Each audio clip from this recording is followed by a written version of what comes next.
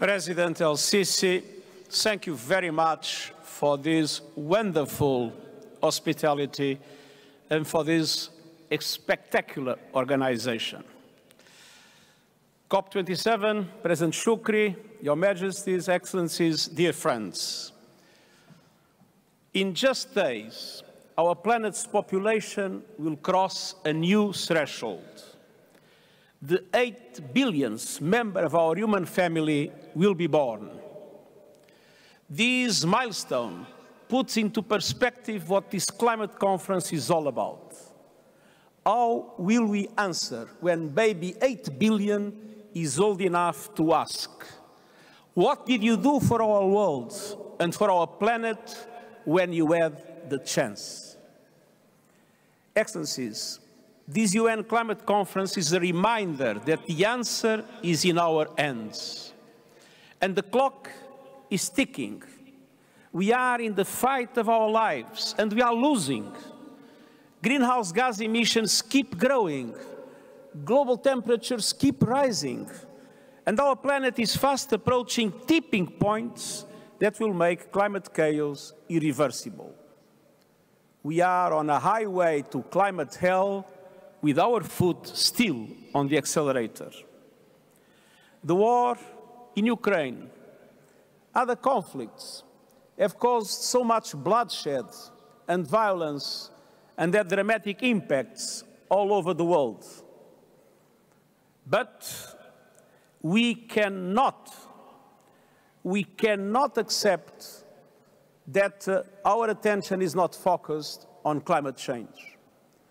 We must, of course, work together to support peace efforts and end the tremendous suffering. But climate change is on a different timeline and a different scale. It is the defining issue of our age. It is the central challenge of our century. It is unacceptable, outrageous, and self-defeating to put it on the back burner. Indeed, many of today's conflicts are linked with growing climate chaos. And the war in Ukraine has exposed the profound risks of our fossil fuel addiction. And today's crisis cannot be an excuse for backsliding or greenwashing. If anything, they are a reason for greater urgency, stronger action, and effective accountability.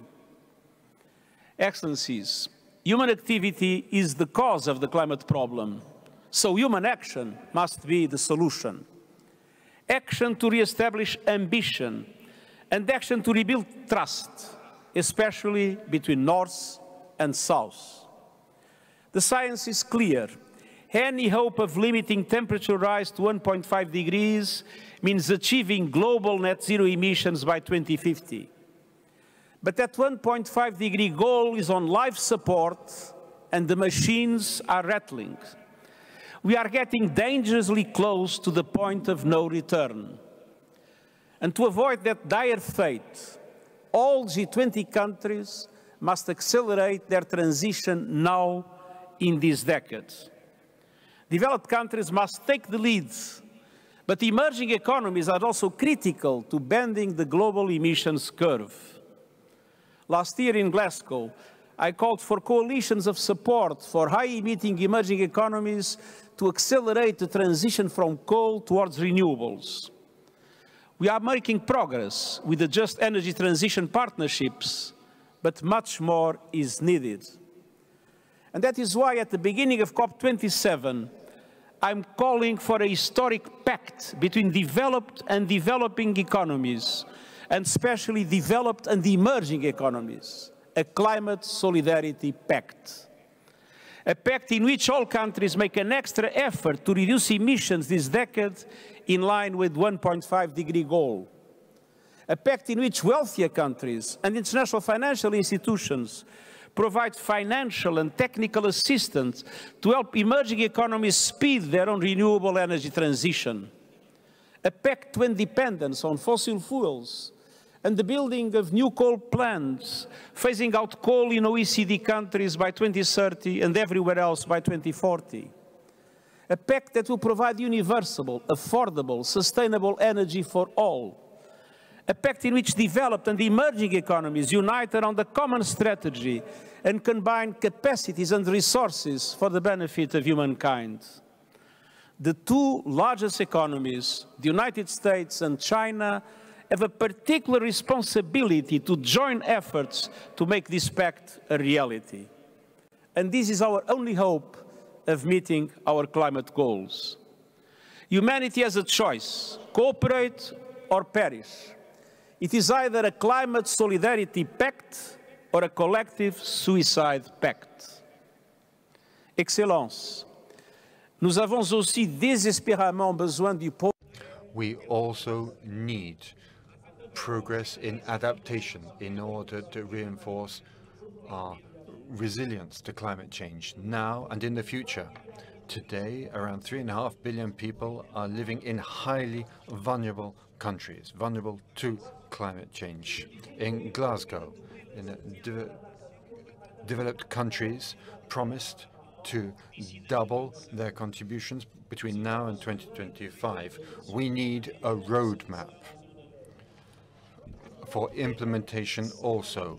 We need to recognize that this is a first stage. Adaptation resources must exceed 300 million per year by 2030. Half of the climate change funding must be focused on adaptation. International financial institutions and global development banks need to change their economic models, and they need to do their share to boost adaptation models. They must serve as tools to lever more financial resources to serve efforts to fight climate change. Countries and communities must have access to that funding, which must be funneled to key initiatives such as through the Adaptation Pipeline Accelerator. We must acknowledge a harsh truth.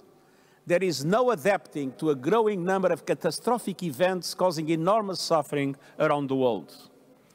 The deadly impacts of climate change are here and now. Loss and damage can no longer be swept under the rug. It is a moral imperative. It is a fundamental question of international solidarity and climate justice. Those who contributed least to the climate crisis are reaping the whirlwind sown by others. And many are blindsided by impacts for which they had no warning or means of preparation. This is why I am calling for a universal early warning system coverage within 5 years. And it is why I am asking that all governments tax the windfall profits of fossil fuel companies. Let's redirect that money to people struggling with rising food and energy prices and to countries suffering loss and damage caused by the climate crisis. On addressing loss and damage, this COP must agree on a clear, time-bound roadmap reflective of the scale and urgency of the challenge. And this roadmap must deliver effective institutional arrangements for financing. Getting concrete results on loss and damage is a litmus test of the commitment of the governments to the success of COP27. Excellencies and friends, the good news is that we know what to do, and we have the financial and technological tools to get the job done. It is time for nations to come together for implementation. It is time for international solidarity across the board. Solidarity that respects all human rights and guarantees a safe space for environmental defenders and all actors in society to contribute to our climate response.